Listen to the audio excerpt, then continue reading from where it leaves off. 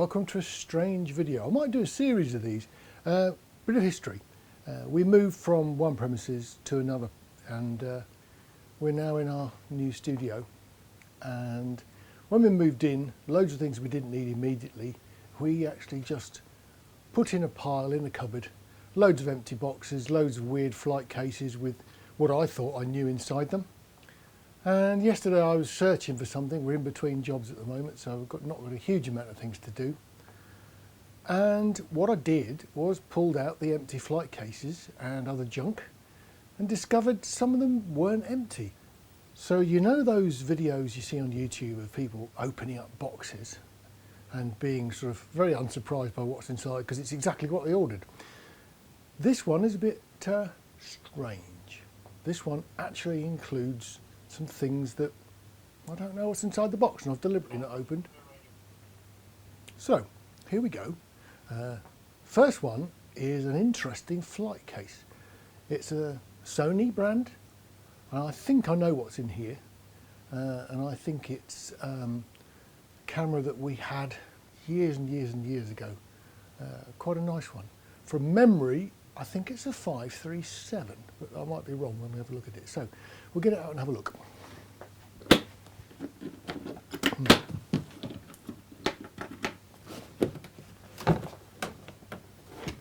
Oh wow! Yeah, it's a 537.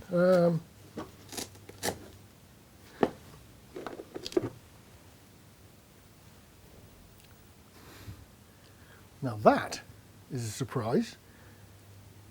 A Hi 8 box. Didn't quite get that. No.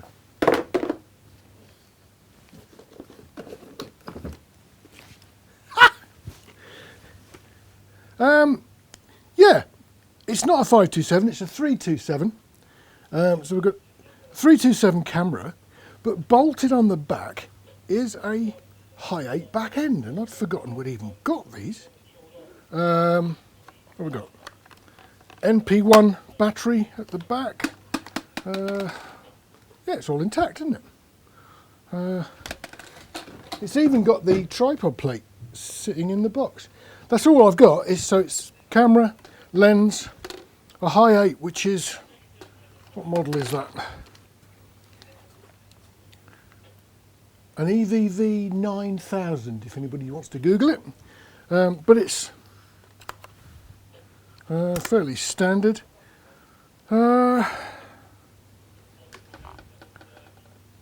We bought one of these a very long time ago, and Hi 8 was great, and it really got superseded quite quickly, but it was a great format. The only thing I can see wrong with it is the foam rubber on the windshield has perished.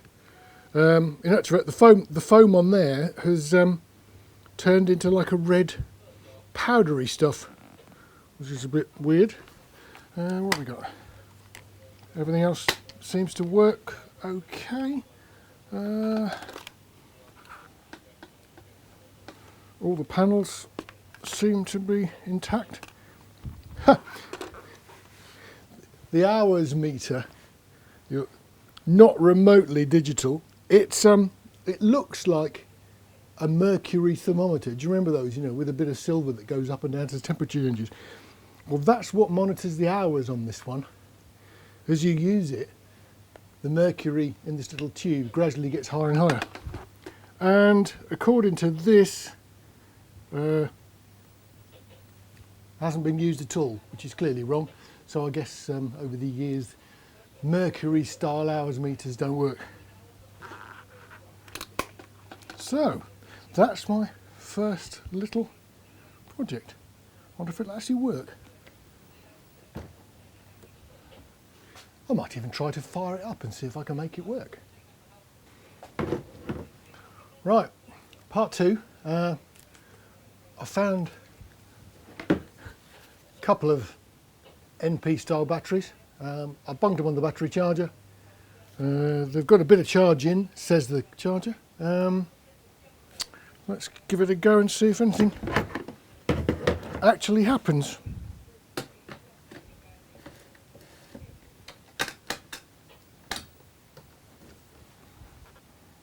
power.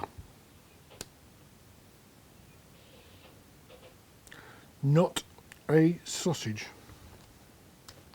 Oh.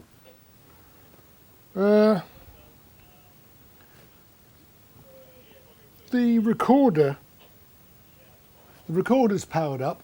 One of the meters, this meter here appears to have gone straight across to full scale. This meter's not doing anything. No. So, oh, hang on. Yes, it's working. Looks a bit dirty. I have a picture, which is intriguing.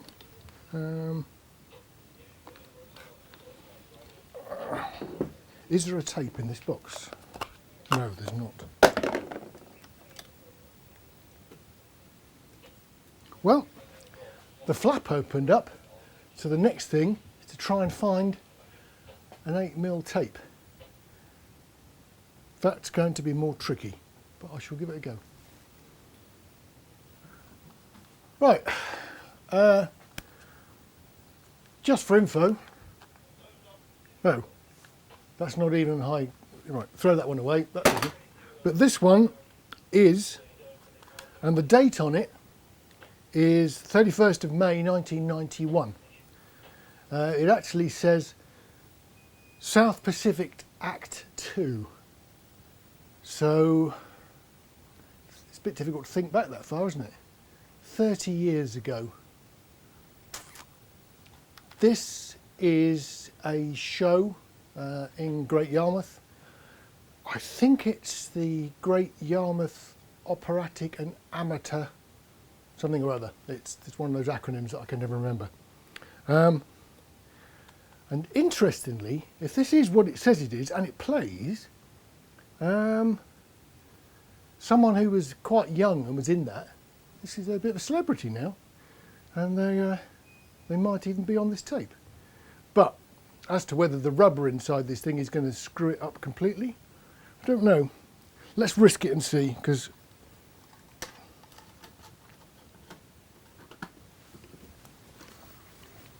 right.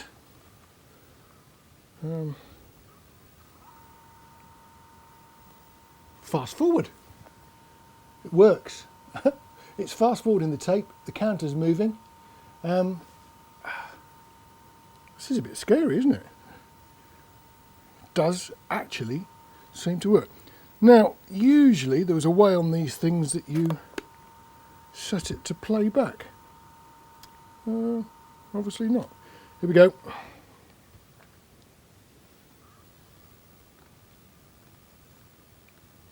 I've pressed play. Is anything happening? Ooh. No.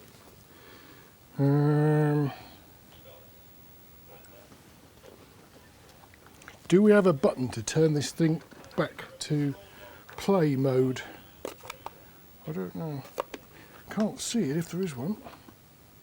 Let's press stop.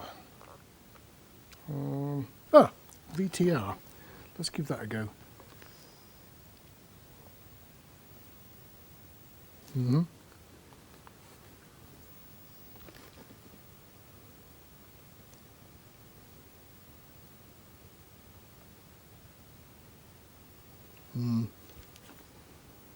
No, and a warning light's come on, and it's now making a beeping noise, which I'm guessing when I eject it, it's going to leave me a pile of tape inside the machine.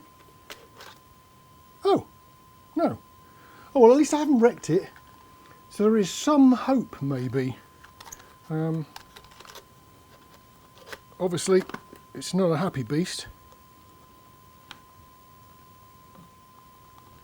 And is now rejecting everything.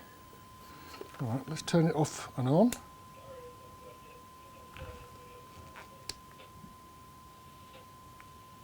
I've turned the power off and the warning has carried on and the power hasn't gone off. Oh well, when in doubt, pull the battery out. Alright, so let's stuff it back in again. Close the lid, power up. Ooh. No. Oh well. Too much to hope for really, wasn't it?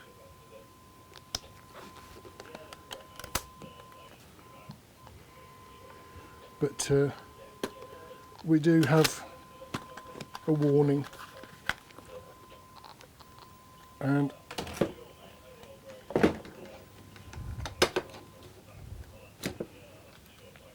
well, I guess it was probably a lot to ask, wasn't it? Anyway, that's a DXC 327, so that's a Hi 8 back end, which is the 9000 back end on a 327 camera.